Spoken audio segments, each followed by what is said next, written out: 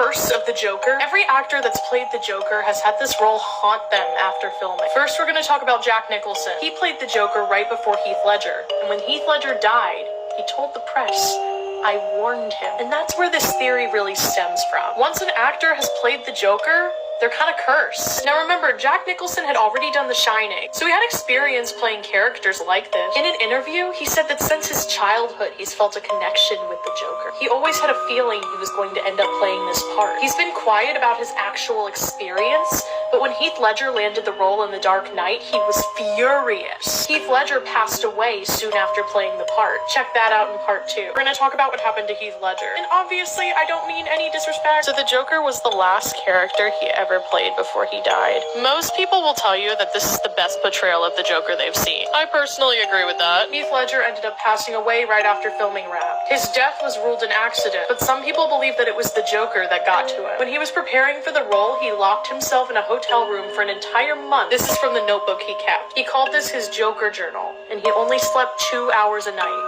The rest of the month, all he did was write in this journal. Right before he died, right after shooting ended, he wrote bye-bye on the last page. Ledger's father said he was always really dedicated to the parts he played, but no one ever saw him go this far before. He said that he really took it up a notch. In his last interview, he said that the Joker was the best thing he ever did. In January of 2008, he was found dead in his hotel room due to an accidental prescription overdose. The movie was released in July of that year. It's really sad that he didn't get to see his hard work in the end. But in 2009, he won an Oscar for the part, so that's good. Next, we're going to talk about Jared Leto's Joker. The Joker is a very controversial topic. People did not really vibe with the whole gangster Joker thing. Actually, most people did not vibe with the whole Suicide Squad movie. I can't say the other one, or TikTok will take this down for some reason. Here's where the curse comes in. Jared Leto does this thing called method acting, and Heath Ledger did this too. It's kind of just where you, live your character. But he sent his castmates some disgusting gift. He mailed Margot Robbie a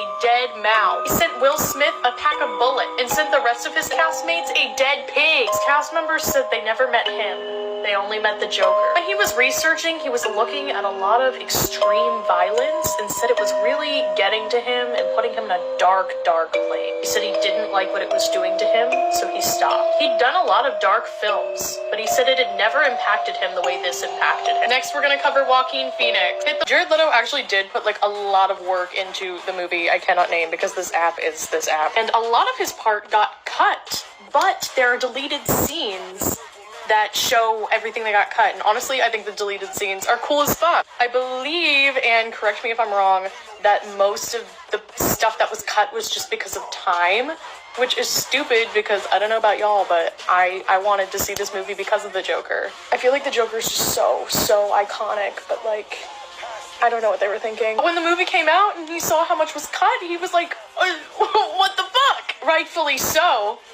Oh my gosh, he was in practically 5 minutes of the final cut. I will post the videos though. I will post the deleted scenes for you so you can watch them. I'll put them in the comments section. Joaquin Phoenix said that pursuing the Joker terrified him. The director of the film shared that sometimes Joaquin would just get up and leave, in the middle of a scene, just because he wasn't feeling right. When he was preparing for this role, he watched videos of people that suffer from pathological laughter, which is something that his character also suffered from in the film. He also lost 20 pounds for this part. Losing that much weight in that short amount of time can really mess you up. He said he was starting to go mad. When he was asked about playing the Joker, I don't know how it changes you, but it just does. But he didn't have any crazy stories or nightmares when he played the part. So Joaquin Phoenix wasn't really negatively impacted by this part, but they're making a sequel, so we'll see what happens then. A lot of comments about why I didn't include Mark Hamill and the voice actors and other versions of the Joker.